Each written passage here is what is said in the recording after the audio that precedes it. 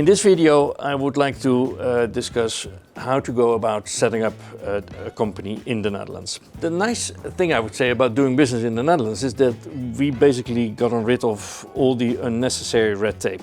When I started out in practice, it took a long time actually to incorporate a company in the Netherlands. It could take a few months even. Nowadays it takes 1 or 2 weeks. If necessary, you could even do it in a few days. Now, there are different forms of legal entities, like in any country, but I will focus on the most popular company form, which is the Dutch B.V. The closely held company, the limited liability company, is somewhat similar to a US LLC, but it's taxable as an entity.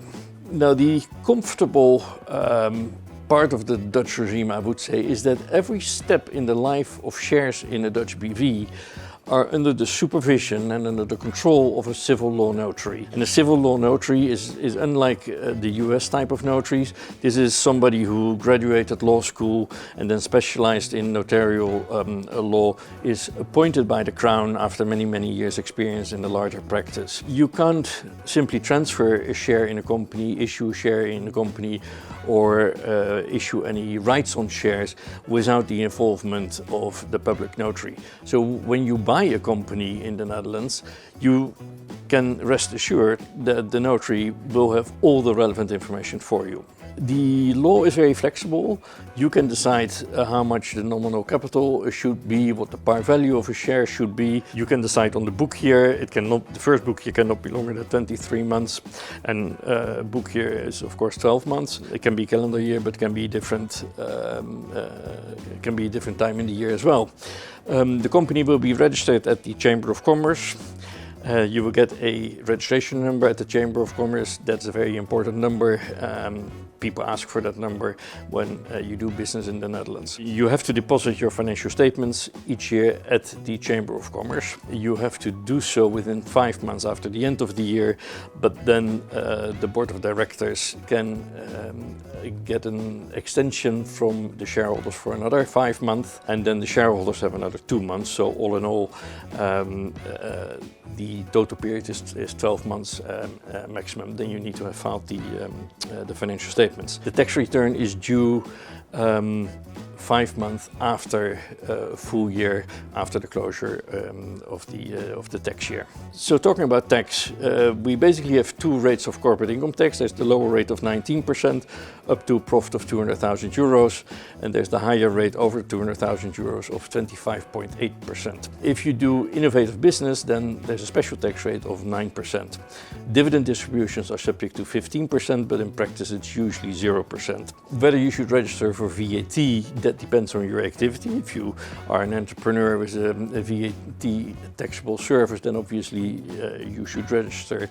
So, and at the intake at the Chamber of Commerce, they will ask you questions and then they will decide whether or not you are registered for VAT. And the same is basically true for wage tax. If you do not have employees and do not intend having employees, then you don't need to file for wage tax, but otherwise you would obviously. A Dutch B.V. can report its income and file its tax return in a different functional currency from the euro, if that is convenient for you. Nowadays, in the land of tax, everybody talks about substance, of course.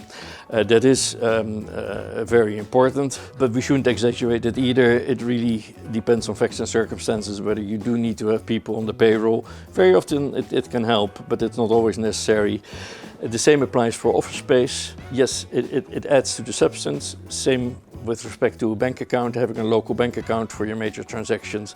All of that is important, but it's not a critical matter in all cases. So we always analyze that and discuss that with the client on the basis of the facts of the client. There's an important question to ask, and that is a Dutch B.V. always respected truly as a Dutch B.V. in an international tax context? In the old days, double taxation treaties would have a tiebreaker clause, so one country putting on one side of the tie and the other on the other side. That would basically, in most cases, say it is the place of effective management that decides where a company is considered resident for tax purposes. So if it is incorporated in the Netherlands, but its place of effective management and control is in Germany, then under the German-Netherlands tax treaty, that company will probably be considered a resident of Germany rather than the Netherlands, even though it was incorporated under Dutch law. There's been a recent change as part of the OECD's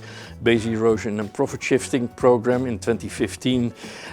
One of their reports is called the multilateral instrument, and it created in sort of one big bang a change to thousands of tax treaties.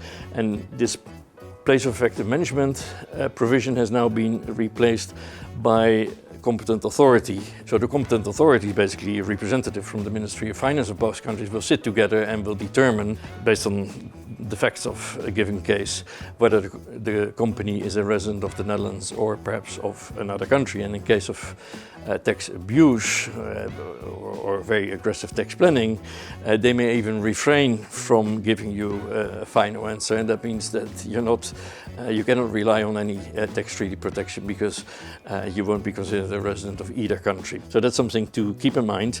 However, I don't want you to be concerned about this.